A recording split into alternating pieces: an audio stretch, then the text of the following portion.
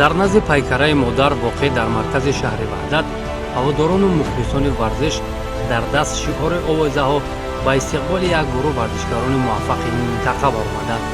чанде пеш дар шаҳри алайни амороти муттаҳидаи араб чемпионати ҷаҳон оид ба санъати муҳорибаи омехта баргузор шуда буд, ки 5 тан аз наврасони толори варзишии истиқболи шаҳри ваҳдат ширкат намуда ба гирифтани як медали тилло, 2 нуқра ва 2 биринҷӣ мушарраф шуданд, ки ин дастовардро сокинон бо хушҳолии зиёд истиқбол карданд. волидайни варзишгарон бошанд, хушбахттар аз ҳама буданд.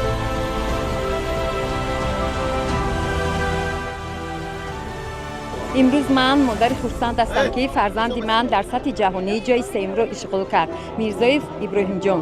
ба ғайр аз ин фарзанди ман дар Осиё ҷои якумро як маротиба иштиғол кард. мо модарон ирӯз хурсанд ҳастем, ки ватани мо соҳиби истиқлол аст. дар ватани соҳиби истиқлол мо хушу хурсандона зиндагӣ мекунем. фарзандони мо хушу хушбахтона дар сатҳи ҷаҳон байрақи Тоҷикистонро боло мебардорад. ман хеле хурсандам, ки фарзанди ман дар чемпионати ҷаҳон ҷои аввалро сазовор гардид, парчами Тоҷикистонро баланд бардошт. ман дар машқҳояш иштирок мекардам, медидам чӣ ке мушкилиҳоро паси сар мекард фарзанди ман. устод Даврон Абдураҳмонов ба мо хеле кӯмак мекард. фарзанди маро дастгирӣ мекард, дилтиҳ мекард, ки ту рӯзе мешавад чемпиони ҷаҳон мешавӣ ва билохират ба ҳадафи худ расид.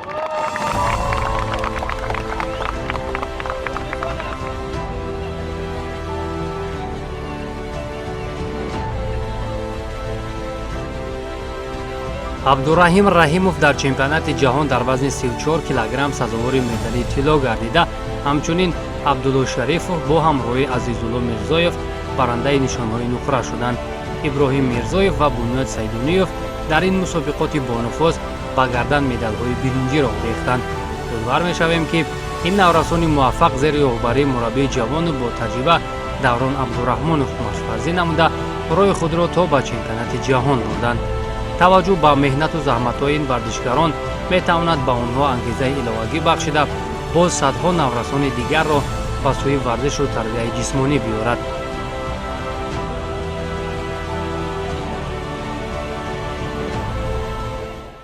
воқеан ҳам боиси фараҳу сарфарозии тамоми мардуми шаҳри ваҳдат мебошанд, ки варзишгарони навраси шаҳри ваҳдат тавонистанд дар чемпионати ҷаҳон ба муҳорибаҳои омехта дар шаҳри алайни аморати муттаҳидаи араб иштирок намоянд ва сазовори як медали тилло, 2 медали нуқра ва 2 медали биринҷӣ гарданд.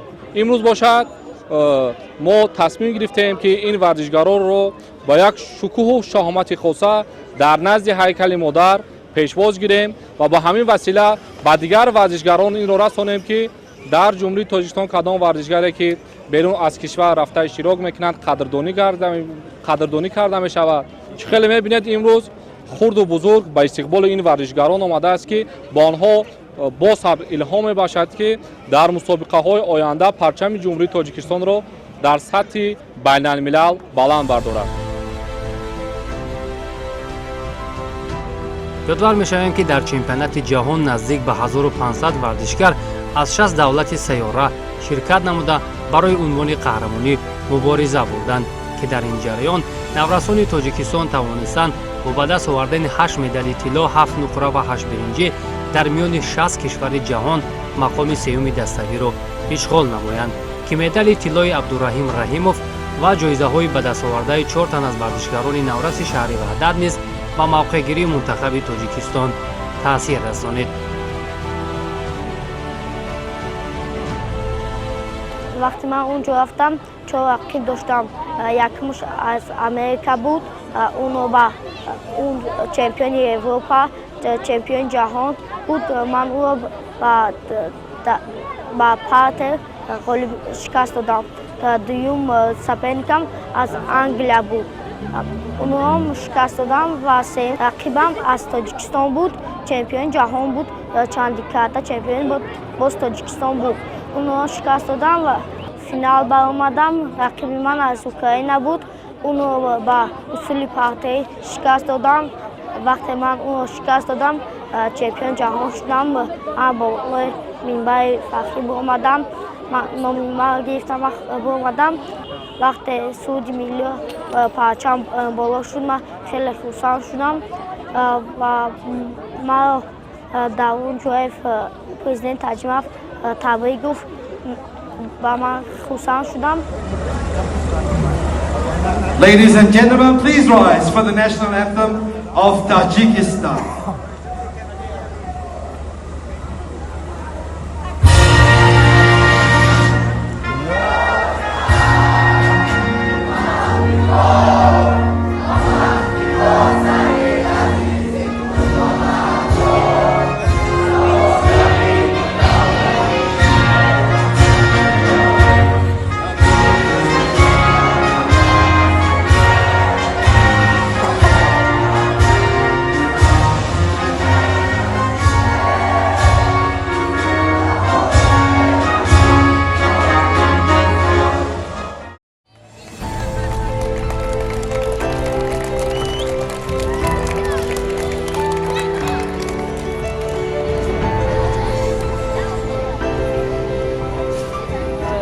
ما نورسان خیلی شدیم که همه از شرایط های ما را محترم جناب عالی و ما کرده است.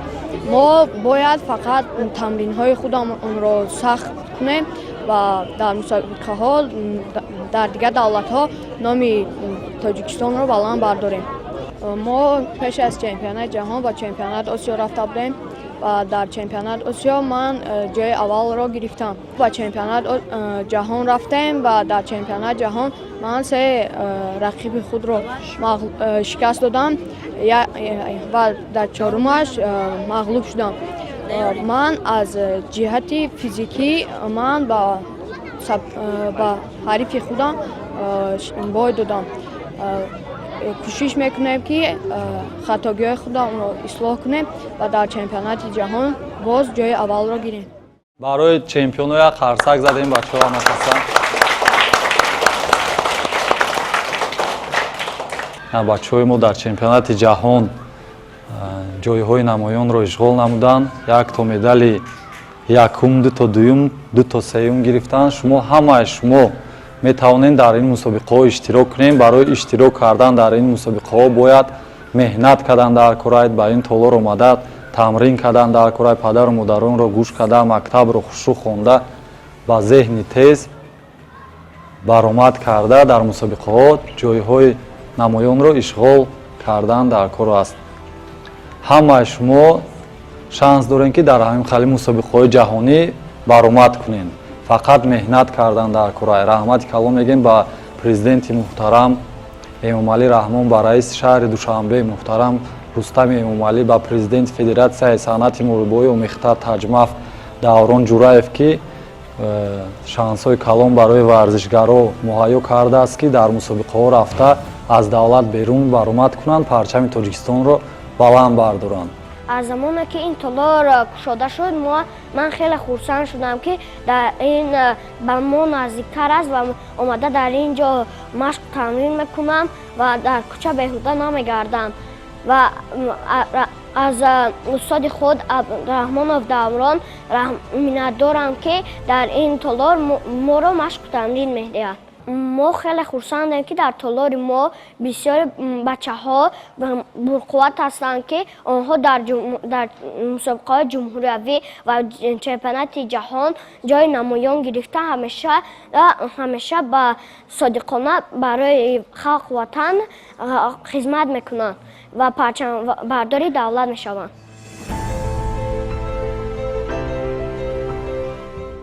این تالار کوچک همان جایی است که با محبت زیاد نورسان ذوقمند را در خود پرورش داده تا به چمپیونات جهان برد. با جز این 5 نفر موفق باز استعدادهای زیاد در تالار مذکور پی تمرین می باشند. اما کنون بعد از دستاورد همتایان خود خواه و نخواه انگیزه های قهرمانی در نهاد باقی مانده ها بیشتر می شود.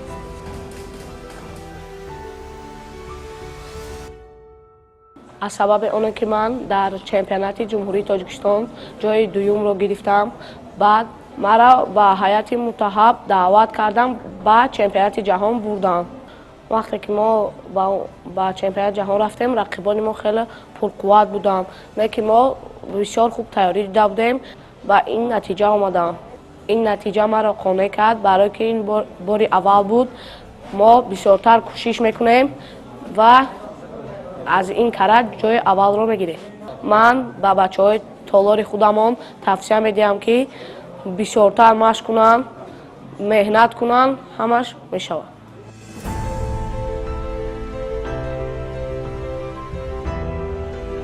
нақши мураббии касбӣ дар рушди варзиш хеле муҳим аст. даврон абдураҳмонов солҳо дар майдонҳои бонуфуз ҳунарнамоӣ карда борҳо шарафи кишвари моро боло бардоштааст ва ӯ аз касбияти размкорони маъруфи ҷаҳонӣ сабақ гирифта, инчунин дар самти мураббигӣ тавсияҳо аз мураббиёни ҷаҳонӣ низ гирифтааст ва имрӯз аз таҷрибаи доштааш истифода бурда насли наврасро ба камол мерасонад.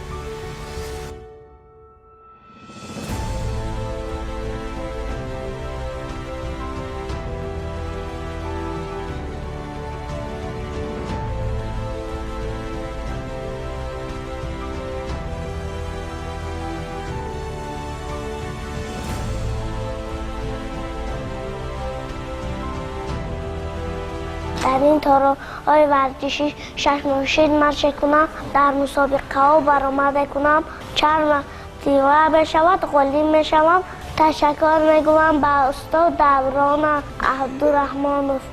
نقشه داره هم بان صاحب کمردن شود. در آینده میخواهم که پرچم تاجیکستان بلند بردارم.